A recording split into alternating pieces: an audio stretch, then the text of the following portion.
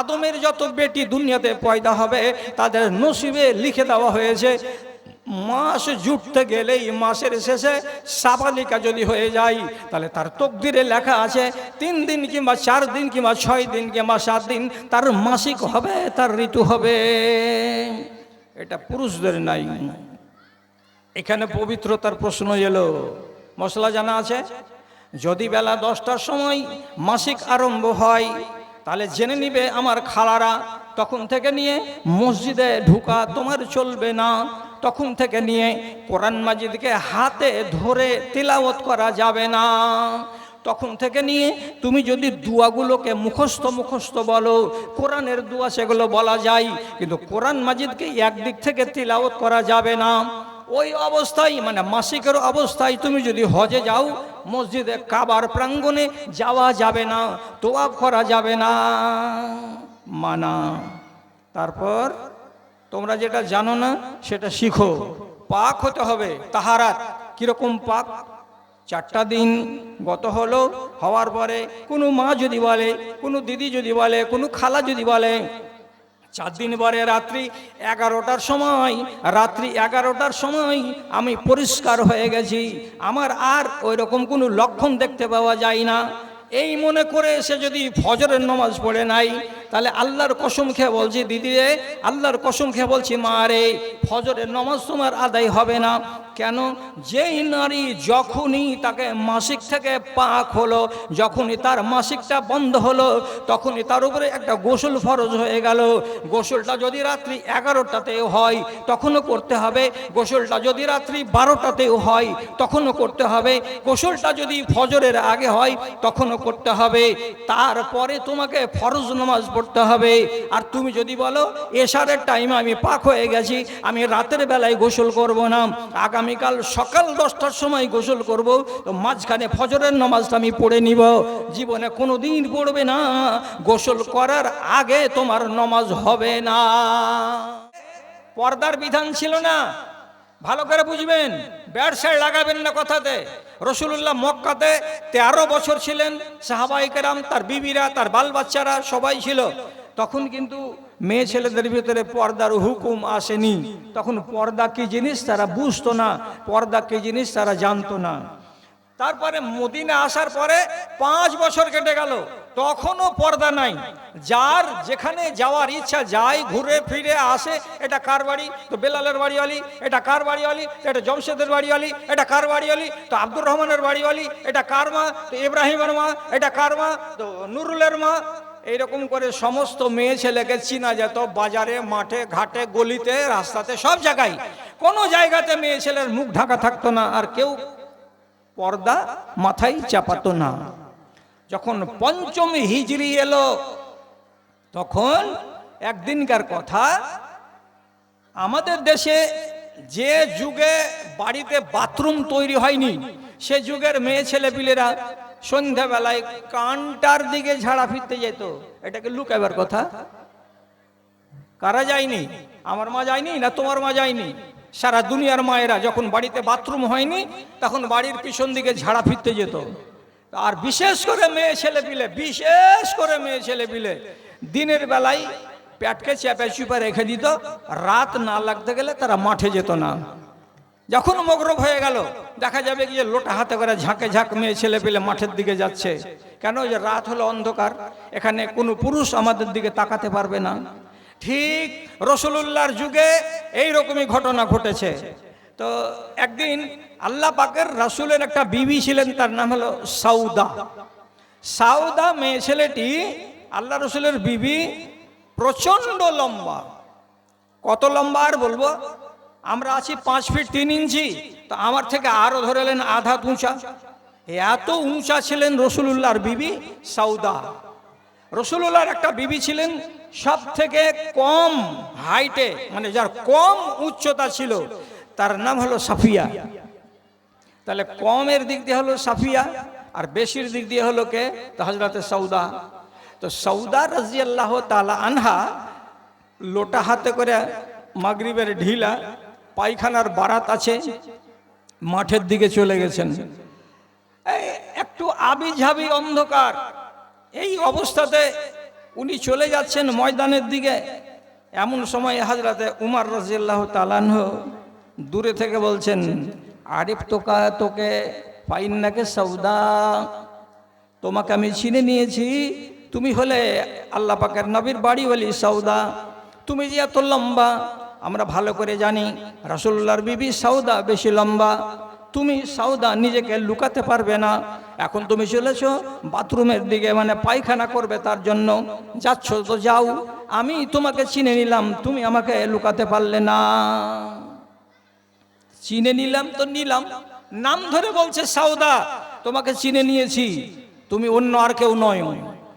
তো হযরতে সৌদাকে বড় লাজ লাগলো। বাড়ি গিয়ে রাসূলুল্লাহকে বললেন, রাসূলুল্লাহ ব্যাপারটা খারাপ, যাচ্ছিলাম মেয়ে মানুষ বাথরুমের দিকে, মাঠের দিকে ঝাড়া ফিরতে, তো আমাকে চিনে নিয়েছে। আর নেওয়ার পরে হযরত উমর বলছে যে তোমাকে চিনতে পাচ্ছি, তুমি রাতের বেলায় লোটা হাতে করে কে, আমাকে লুকাতে হবে না, তোমার নাম সৌদা। তো তাহলে আমাকে যে চিনে নিলেন, তো আমার মতো আরও তো 10টা মেয়ে ছেলেকে পুরুষ লোকেরা চিনে নিচ্ছে আমাদের চেহারা খোলা থাকছে বলে। এই একটা অভিযোগ হযরতে সৌদা রাসূলকে বললেন। আর সকালবেলায় হযরত উমর নিজে নবীজিকে যে বলছেন, আল্লাহ পাকের রাসূল, আপনি যদি আপনার বিবিগুলোকে বলেন এরা যেন মুখগুলোকে ঢেকে রাখে, আপনি যদি আপনার বিবিগুলোকে সাধারণ মেয়েদের মতো করে চলতে না দেন, তাদেরকে যদি একটু সাবধান করে দেন, তারা যদি মুখগুলোকে ঢেকে রাখে তাহলে বড্ড ভালো হয়। তারা যেন মাথাগুলোকে ঢেকে রাখে তো বড্ড ভালো হয়, পর্দা করলে অসুবিধাটা কোথায়? তখন আল্লাহ পাকের রাসূলকে মশওয়ারা দিলেন কে? তা হযরতে উমর। আর রাতের বেলায় ঘটনা ঘটে গেছে একটা কার সাথে? তো সৌদার সাথে। তখন পরের দিন আল্লাহ রাব্বুল আলামিন কোরআন মাজিদে আয়াত নাযিল করে দিয়ে বলছেন, রাসূলকে বিধান দিচ্ছেন। এবার বিধান কি এলো? ইয়া আইয়ুহান নাবিয়্যু কুল লিআজওয়াজিকা ওয়া বানাতিকা ওয়া নিসাইল মুমিনিন ইউদনিনা মিন জালাবিবিহিন্না। হে নবী, আপনার উপরে আজকে থেকে আইন চালু হয়ে গেল, আপনি আপনার সমস্ত বিবিকে বলে দেন, আর আপনার যতটি বেটি ভাতিজি আছে সমস্তকে বলে দেন, এবং মুসলমান মেয়ে ছেলেদের যত মেয়ে ছেলেগুলো আছে সবাইকে বলে দেন, তারা যেন আর মাথা খোলা না রাখে, তারা যেন নিজের সামনের অংশটাকে আর খোলা না রাখে, ওরা যেন মাথায় কাপড় চাপিয়ে দেয়, এমন করে কাপড় চাপিয়ে দেয় যাতে তাদের চেহারা দেখতে না পাওয়া যায়, এমন করে কাপড় চাপিয়ে দেয় যাতে তাদের বুকের সামনটা যেন খালি না পড়ে যায়। বুকের সামনে কাপড় টাঙাতে আল্লাহ তাআলা হুকুম করলেন, মাথার উপরে কাপড় চাপাতে বললেন, যাতে করে চেহারা কাউরি চেনা না যায়, আর কেউ বলতে না পারে এটা আব্দুর রহমানের মা আর এটা মহবুলের মা, কেউ যেন চিনতে আর না পারে। এটাই হলো তাদের জন্য পর্দার বিধি আর পর্দার বিধান। এইটা নাজিল যখন হলো, তখনও মেয়ে ছেলে মিলে কিছু কিছু আজ্ঞার মতনই স্বভাবে আছে। তো আম্মা আয়েশা বলছেন, আনসারের এবং মুহাজিরদের মেয়ে ছেলেগুলোর ভিতরে যেগুলো মুহাজির মেয়ে ছেলে, তারা কত ভালো, তারা কত ভালো। তো মা আয়েশা বলছেন, নি'মা নিসাউল মুহাজিরিন, মুহাজিরিনদের বেটিগুলো কত ভালো, কত ভালো। যখন কোরআনের এই আয়াতটা নাজিল হলো, তখন ওরা মসজিদে বসেছিল, সবাই শুনলো, সবাই জানলো।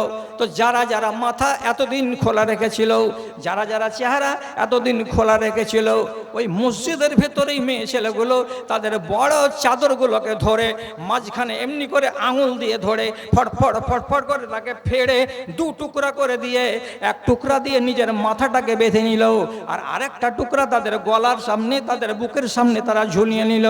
আর নিয়ে বলতে চাইলো, আল্লাহ রাব্বুল আলামিন মাথা ঢাকতে বলেছেন, আমরা মাথা ঢেকে নিলাম। আল্লাহ রাব্বুল আলামিন আমাদের বুকের উপরে কাপড় চাপাতে বলেছেন, আমরা কাপড় চাপিয়ে নিলাম। তারা মেনে নিল। আপনারা ওদের বেটি, আপনারা ওদের নাতিন আর পুতিন, ওরা যদি আমাদের মা হয়ে মেনে নিতে পারে, তাহলে আপনারা তাদের পুতিন আর নাতনি হয়ে কেন মেনে নেবেন না?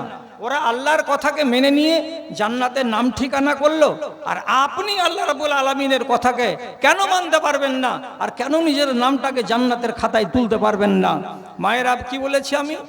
গোড়াতেই বলেছি একটা কথা, পর্দা যার নাই তার ঈমান নাই। তুমি যতই মুসাল্লা বিছিয়ে রাখো বাড়িতে, পর্দা যে নারী করতে জানে না, সে নারীর হজ জাকাত তার কোনো মূল্য নেই। আগে পর্দা, একদম এটাকে হেফাজত করতেই হবে। কেন? রব্বুল আলামিন ঈমানকে আর পর্দাকে জোড়া করে রেখেছেন। ঈমান আছে তো পর্দা আছে, পর্দা আছে তো ঈমান আছে, পর্দা নাই ঈমান নাই, একদম সোজা কথা। এখন কি হয়েছে আমাদের মায়েদের আর খালাদের অবস্থা? মারা আমাকে মাপ দিও, আমাকে ক্ষমা করিও, আমি যদি বেশি বলে দিই। রাসূলুল্লাহ দেখছেন মদিনার মসজিদ থেকে যখন পুরুষরা আর নারীরা একসাথে নামাজ পড়ে বের হচ্ছে, তখন একই গেট দিয়ে মেয়ে ছেলে আর একই গেট দিয়ে পুরুষ লোক সবাই বের হচ্ছে। কাউরি গায়ে গা লাগছে, কাউরি হাতে হাত লাগছে, কাউরি শরীরে শরীর লাগছে। তো যদি নারীর পুরুষের সাথে গায়ে গা লেগে যায়, যদি কোনো পুরুষের কোনো নারীর সঙ্গে গা লেগে যায়, তো তাহলে পরে এটা তো বড্ড হারাম কাজ।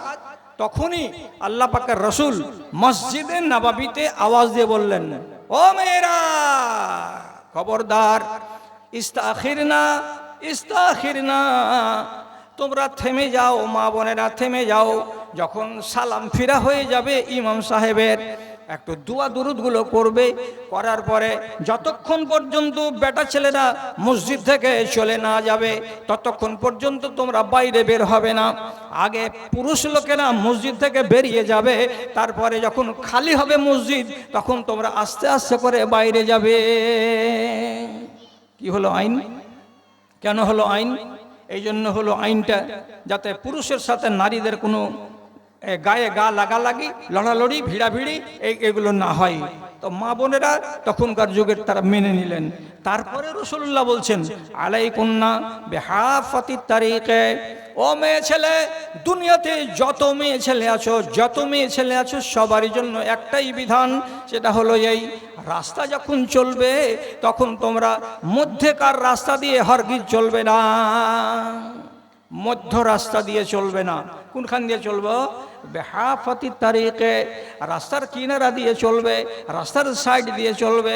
মধ্যকার রাস্তা দিয়ে কারা চলবে? পুরুষ লোকেরা চলবে, বেগানা মানুষেরা চলবে। মধ্যকার রাস্তা দিয়ে যদি তোমরা চলো তাহলে পুরুষদের সঙ্গে তোমাদের লড়ালড়ি হতে পারে, গায়ে গা লেগে যেতে পারে, হাতে হাত থেকে যেতে পারে, তখন গুনাহ হবে। এজন্য রব্বুল আলামিন নাই বলছেন, তোমরা রাস্তার কিনারা কিনারা হাঁটো, যাতে করে তোমাদের সাথে কাউরি লড়ালড়ি না হয়ে যায়। কথা বুঝা গেল? তারা মানল। আজ আমার মায়েরা এখনকার জামানায় কেউ মানতে চাইছে না। আচ্ছা, দুই একটা কথা বলে দিই আপনাকে, যে পবিত্রতা সম্পর্কে কথা বলতে গিয়ে মধ্যখানে এতটি কথা বললাম, তাহলে একটা কথা প্রথম নম্বরে কি ছিল? সেটা ছিল হায়া।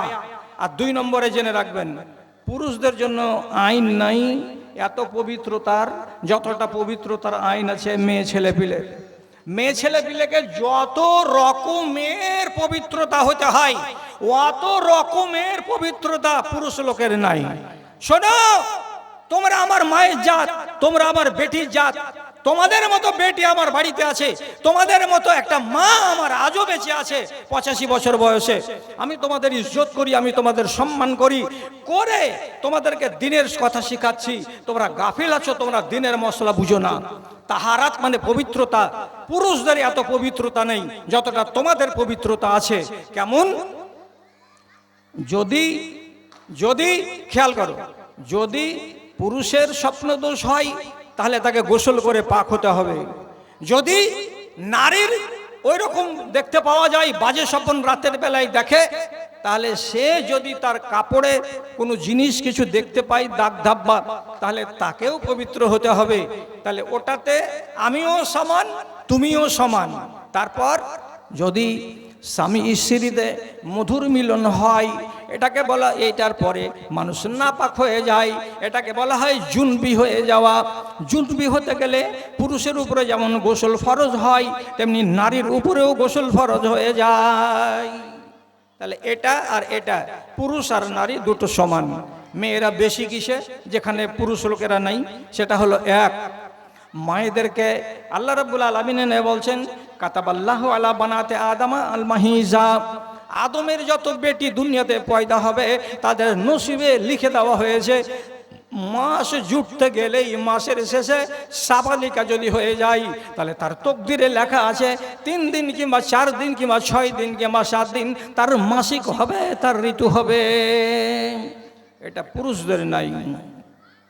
এখানে পবিত্রতার প্রশ্ন এলো, মশলা জানা আছে, যদি বেলা 10টার সময় মাসিক আরম্ভ হয় তাহলে জেনে নিবে আমার খালারা তখন থেকে নিয়ে মসজিদে ঢুকা তোমার চলবে না, তখন থেকে নিয়ে কোরআন মাজিদকে হাতে ধরে তিলাওয়াত করা যাবে না, তখন থেকে নিয়ে তুমি যদি দুয়াগুলোকে মুখস্থ বলো, কোরআনের দুয়া সেগুলো বলা যায়, কিন্তু কোরআন মাজিদকে একদিক থেকে তিলাওয়াত করা যাবে না। ওই অবস্থায় মানে মাসিকের অবস্থায় তুমি যদি হজে যাও মসজিদে কাবার প্রাঙ্গণে যাওয়া যাবে না, তোয়াফ করা যাবে না, মানা। তারপর তোমরা যেটা জানো না সেটা শিখো, পাক হতে হবে। তাহারাত কিরকম পাক? 4টা দিন গত হলো, হওয়ার পরে কোনো মা যদি বলে, কোনো দিদি যদি বলে, কোনো খালা যদি বলে 4 দিন পরে রাত্রি 11টার সময় আমি পরিষ্কার হয়ে গেছি, আমার আর ওই রকম কোনো লক্ষণ দেখতে পাওয়া যায় না, এই মনে করে সে যদি ফজরের নামাজ পড়ে নাই তাহলে আল্লাহর কসম খেয়ে বলছি দিদি রে, আল্লাহর কসম খেয়ে বলছি মা রে, ফজরের নামাজ তোমার আদায় হবে না। কেন? যেই নারী যখনই তাকে মাসিক থেকে পাক হলো, যখনই তার মাসিকটা বন্ধ হলো, তখনই তার উপরে একটা গোসল ফরজ হয়ে গেল। গোসলটা যদি রাত্রি 11টাতেও হয় তখনও করতে হবে, গোসলটা যদি রাত্রি 12টাতেও হয় তখনও করতে হবে, গোসলটা যদি ফজরের আগে হয় তখনও করতে হবে। তারপরে তোমাকে ফরজ নামাজ পড়তে হবে।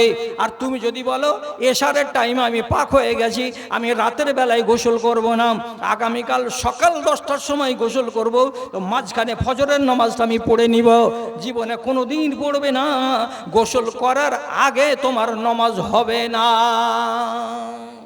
জেনে রাখো, আগে গোসল তারপরে তোমার নামাজ। তারপর আর একটা আল্লাহ রাব্বুল আলামিন তোমাদেরকে কানুন দিয়েছেন, সেটা কি? উলাতুল আহমালে আন ইয়াজানা হামালাহুন্না, তোমার পেটের ভিতরে আল্লাহ রাব্বুল আলামিন তোমার আওলাদ দান করবেন, এই আওলাদ দুনিয়াটাকে আবাদ করবে, তোমাদের স্বামী এবং স্ত্রীর চোখটাকে জোড়াবে। এই জন্য সারা দুনিয়ার মায়ের কোলে আল্লাহ রাব্বুল আলামিন সন্তান দিয়ে থাকেন, সন্তান দান করা হয়। সন্তান পেলে ঠিক আছে, সন্তান যখন পাবে তো যখনই সন্তান ভূমিষ্ঠ হবে, আমি আগেই বলেছি তোমরা আমার মায়ের জাত, তোমরা আমার বেটির জাত, তোমাদের লাজ লজ্জাকে সামনে রেখে আমি কথা বলছি শুধু শিখাবার উদ্দেশ্যে। কেন? তুমি যদি না শিখো, না জানো, তাহলে তোমার ইবাদত অনেক নষ্ট হয়ে যেতে পারে। কি করতে হয়? বাচ্চা ভূমিষ্ঠ হলো বেলা 10টার সময়, বেলা 11টার সময়, আজকে বেলা 10টার সময় যদি বাচ্চা ভূমিষ্ঠ হয় তাহলে তোমার শরীরটাকে পাক হতে ন্যূনতম পক্ষে 8 দিন কিংবা 10 দিন সময় লাগবে। বর্তমান জমানায় যদি ট্যাবলেট খাও, ইনজেকশন করো, তাহলে পরে হয়তো 7 দিনে তুমি পাক হয়ে যেতে পারো, 8 দিনে তোমার পরিষ্কার হয়ে যেতে পারে শরীরটা। কিন্তু হাজার মা আছে দুনিয়াতে যারা এত জরুরি ট্যাবলেট খায় না, ওষুধ খায় না, তো তাহলে বাচ্চা জন্ম দেওয়ার পর থেকে এই মা যে সময়টা কাটাবে, এই সময়টাকে বলা হয় নেফাসের কাল। নেফাসের কাল মানে বাচ্চা প্রসব করার পরের সময় বা কাল। এই সময়টা কতদিন সময়টা? 8 দিন হতে পারে, 20 দিন হতে পারে, 30 দিন হতে পারে, 40 দিন পর্যন্ত হতে পারে। যতদিন তুমি পরিষ্কার না হবে ততদিন এর মাঝখানে তোমার নামাজ পড়া চলবে না, তোমার তিলাওয়াত করা এইভাবে কোরআন পড়া চলবে না, তুমি রোজা রাখতে পাবে না। এগুলো রব্বুল আলামিন তোমাকে ছাড় দিয়েছেন যতদিন পর্যন্ত তুমি পরিষ্কার না হয়ে যাও, যতদিন তুমি পাক না হয়ে যাও। এইবার কেউ যদি বলে আমি 30 দিন হয়ে গেল, আমি এখনো পাক হতে পারিনি, তুমি নামাজ পড়িও না। কেউ যদি বলে 25 দিনের দিন একটু ভালো লাগলো, 26 দিনের দিন নিয়াত করলাম যে আজ থেকে নামাজ শুরু করব। আবার দেখছি রাতের বেলা থেকে অল্প অল্প পরিমাণে কিছু কিছু ব্লাড, কিছু কিছু খুন চলে আসছে, তাহলে আবার তোমাকে থামতে হবে। তার মানে তুমি এখনো পরিষ্কার হওনি। ঘাটা দেখতে হবে কতদিন? 40 দিন। 40 দিন তোমার ঘাটা দেখা মানে কি? তোমার মাপ, নমাজ নেই, রোজা নেই, হজ নেই, জাকাত নেই, এগুলো তো তোমার ভিতরে তোমাকে কিছু করতে হবে, নমাজ রোজা সব বাদ। এবার 41 দিন হয়ে গেল, তুমি পরিষ্কার হতে পারলে না। তো যদি পরিষ্কার হতে না পারো তাহলে কি কানুন? এবার কানুন হলো এই, এটা হলো তোমার রোগ। আল্লাহ তাআলা ছাড় দিলেন কয়দিন? তো 40 দিন। এর ভেতরে তুমি পাক হতে পারলে না, তাহলে 40 দিনের দিন তোমাকে পবিত্র হওয়ার জন্য একটা গোসল নিতে হবে। আর গোসলটা করার পরে তোমাকে যথারীতি নামাজ পড়তে হবে, কোরআন তেলাওয়াত করতে হবে, যেটা ইচ্ছা সেটাই তুমি করতে পারবে। কেন যে এখন তুমি যদি বলো আমি পাক হইনি, আমি পরিষ্কার হইনি, তবে নামাজ কেন পড়বো? তাহলে জেনে নিতে হবে 40 দিনের পরেও যদি এগুলো জারি থাকে, যদি ব্লিডিংটা বন্ধ না হয়, তাহলে এটাকে বলা হয় নেফাসের রোগ। এটা হলো তোমার রোগ। এই রোগ থেকে তোমাকে আল্লাহ রাব্বুল আলামিন ছাড় দিয়েছেন। এখন তোমার সব কিছু জায়েজ হয়ে গেছে, একটাও জিনিস তোমার জন্য আর বাধা নয়। কিন্তু 40 দিনের আগে সব নিষেধ, সব নিষেধ। কোনো যতগুলো হালাল কাজ ছিল তোমার জন্য সেগুলো করা চলবে না। তাহলে এটা একটা বিধান হলো। আর আর একটা বিধান, এটা বিধান পুরুষদের জন্য নয়। কোনো পুরুষকে রব্বুল আলামিন এটার বিধানের সঙ্গে জড়াননি, শুধু মায়েদেরকে জড়িয়ে দিয়েছেন। আর একটা বিধান হলো এই, আল্লাহ আদমের বেটিদের কপালে লিখে রেখেছেন মাসিক হওয়া। এই মাসিকটা কাউরি নসিবে আল্লাহ তাআলা, যারা খুব ভাগ্যবতী মেয়ে ছেলে তাদের জন্য লিখেছেন 3 দিন, কাউরির জন্য আল্লাহ তাআলা লিখেছেন 4 দিন, কাউরির জন্য আল্লাহ তাআলা লিখেছেন 6 দিন। আবার কত কত মেয়ে ছেলে দুনিয়াতে আছে যাদের নসিবটা একটু গোলমেলে, তারাকে আল্লাহ তাআলা দিয়ে দিয়েছেন 10 দিন। 10 দিন পর্যন্ত সেই মাকে, সেই বোনকে, সেই মহিলাকে কষ্ট করতে হয় এবং ওই অবস্থাতে তাকে অনেক রকমের যন্ত্রণা ভোগ করতে হয়। এইবার যদি কোনো মা, যদি কোনো দিদি, যদি কোনো বোন বলে আমার অভ্যাস হলো 6 দিন ঋতু হওয়া, কিন্তু আজকে 7 দিনের দিন দেখছি পরিষ্কার হয়নি, আজকে 8 দিনের দিন দেখছি পরিষ্কার হতে পারিনি, আজকে 9 দিন হয়ে গেল দেখছি পরিষ্কার হতে পারিনি, তাহলে কি করব আমি? আমার করার কি আছে? কি করতে হবে? আর একজন মেয়ে ছেলে বলছে 5ম দিনের দিন পরিষ্কার হয়ে গেলাম, মনে মনে ভাবলাম নমাজ ধরব। 6 দিনের দিন সন্ধ্যাবেলায় দেখছি আবার কিছুটা ব্লিডিং চলে এসেছে, তাহলে কেমন হলো? আমি তো পাক হইনি। তারপরে একটা রাত এই অবস্থায় কেটে গেল। 7 দিনের দিন সারা দিন ভালো গেল। 8 দিনের দিন আবার দেখছি একটু গন্ডগোল হয়ে গেছে। কি করা যায়? আমার জন্য কি বিধান হবে? তার জন্য ওই সমস্ত মায়েদেরকে বলছি, খবরদার খবরদার খবরদার, হিসেবটা শিখে রাখো। তোমার যদি নিয়ম থাকে 6 দিন, তাহলে তোমাকে ছাড় দেওয়া হয়েছে 10 দিন। তোমার যদি নিয়ম থাকে 4 দিন, তোমাকে ছাড় দেওয়া হয়েছে 10 দিন। 1 দিন, 2 দিন, 3 দিন, 4 দিন করে করে করে করে তোমার নিয়মের দিনগুলোকে পার করে দাও। পার করে দেওয়ার পরে যেদিন তোমার 10 দিন পুরা হয়ে যাবে, যেদিন তোমার 10 দিন সম্পূর্ণ হয়ে যাবে, সেই দিন তোমাকে করতে হবে কি? একটা ফরজ গোসল। দিনের বেলায় তো দিনের বেলায়, রাতের বেলায় তো রাতের বেলায়। ফরজ গোসলটা করে নিয়ে তোমাকে এবার নামাজ আরম্ভ করে দিতে হবে। তুমি বলবে মাওলানা সাহেব, আমি যে এখনো পরিষ্কার হইনি, এখনো যে আমি প্যাম্পাস পরে আছি, এখনো যে আমি মফসল কাপড় যেগুলো ব্যবহার করতে হয় সেগুলো ব্যবহার করে রেখেছি, আমি কেমন করে নামাজ পড়ব? মায়েরা, সেটার নাম হলো রোগ। রোগটার নাম হলো ইস্তেহাজা। যাকে ইস্তেহাজার রোগ হবে ওই নারীকে 10 দিন ছাড় দেওয়া হবে, আর 10 দিনের পরে আর তাকে ছাড় দেওয়া হবে না।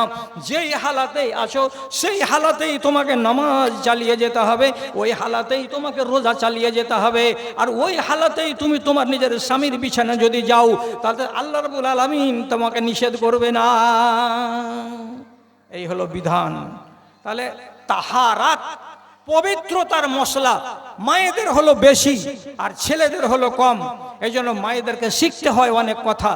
ওপেন এটা মজলিসটা খোলামেলা, যদি ছোটখাটো মজলিস হয় আর মা বোনেরা শান্ত শিষ্ট চিত্তে শুনে, তাহলে আরো অনেকগুলো মশলা ছিল, সেগুলো বলার দরকার, কিন্তু এতগুলো কথা বলার মতো পরিবেশটা পাওয়া যাচ্ছে না। আর একটা কথা বলে দিচ্ছি, আপনি ভালো করে শিখে রাখুন, যদি ছেলে জ্বালায় কোলের বাচ্চা নামাজ পড়বেন, তো বাচ্চাকে কোলে করে নিয়েই নামাজ পড়বেন। শিখতে পারলেন কথা? দূরের মেয়েগুলোকে বলছি, শিখতে পারলেন কথা? নিজের বাচ্চাকে কোলে করে নিয়েই নামাজ পড়বেন। নিজের বাচ্চা কোলে আছে, দাঁড়িয়ে দাঁড়িয়ে সূরা ফাতিহা পড়লেন, আর কিছু পড়লেন, তারপরে রুকু করবেন বাচ্চাকে নিয়েই, তারপরে